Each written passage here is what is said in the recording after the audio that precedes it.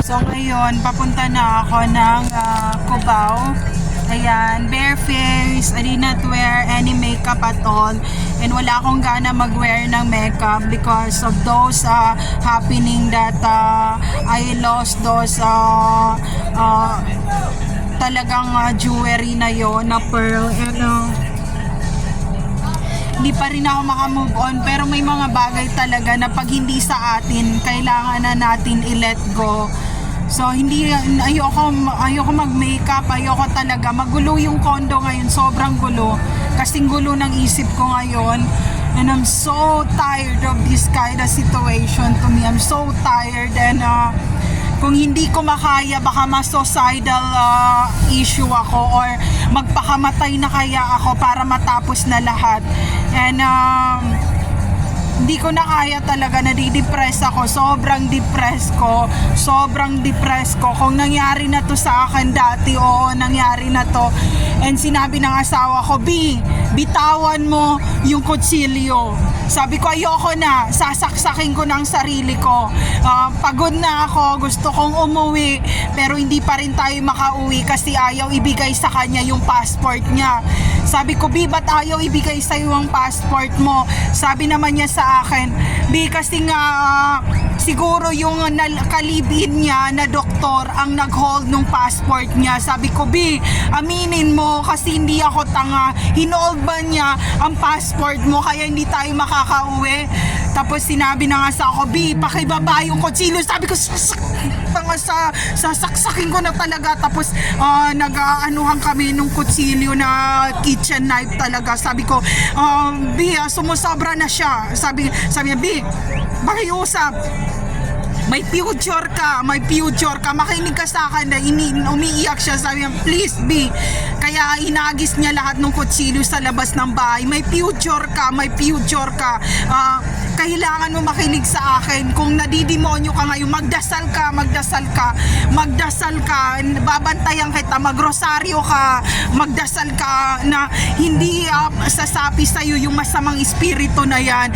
And lumalaki ang mata ko talaga. And then yung mga anak ko nakatingin sa akin na, Mami, please, magpe-pray tayong lahat na kaya natin to. Magpe-pray tayo, pakibaba. And then sabi ng, hinag ako ng mga anak ko na, Mami, please, magiging good boy kami, hindi kahit nasasaktan nila kami, kasi nakita ko yung daliri nung anak ko na merong ang sugat nga na galing sa school yung napudpud yung kuko niya sa school. And then merong usap-usapan yung mga tao doon na merong ginawa sa kanya masama. And then sabi niya, makinig ka. Umiiyak siya, sabi niya, makinig ka sa akin. Alam ko galit na galit ka ngayon. Bitawan mo yan. And sinabi naman ni Hiro na, ayaw mo na, Mami, kasi paglaki namin, lalaban kami, babawian namin sila kasi mga sinungaling sila.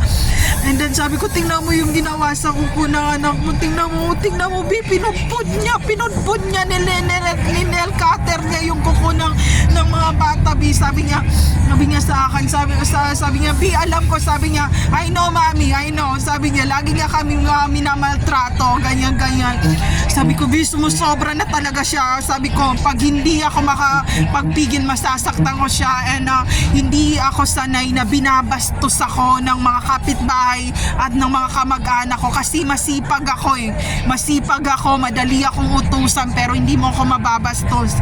So ayun, sabi niya, tama na. And nadidepress ako ngayon dahil nawala nga yun. And hindi ako nagsisinungaling, hindi ako ang nagdala nung jewelry na yun sa kahit saan na lugar. Hindi ko binenta, nawala siya, and hindi ako makamove on.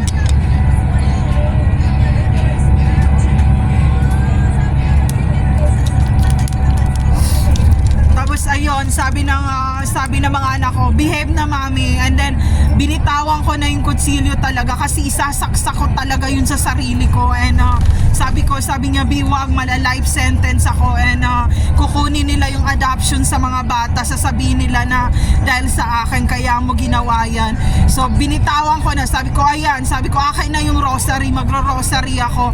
And nung nag-grocery ako, talagang sumapi ang masamang espiritu, ganyan na parang merong isang tao na parang nire-rep siya, na sumisigaw, na parang pinagkakaisaan, parang binabibrator ang puki niya. Ganon yung pumapasok sa aking third eye talaga na tao na yun, and sumisigaw.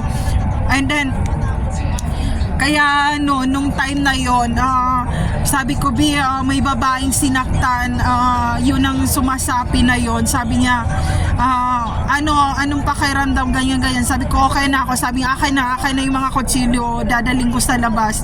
And then sabi niya,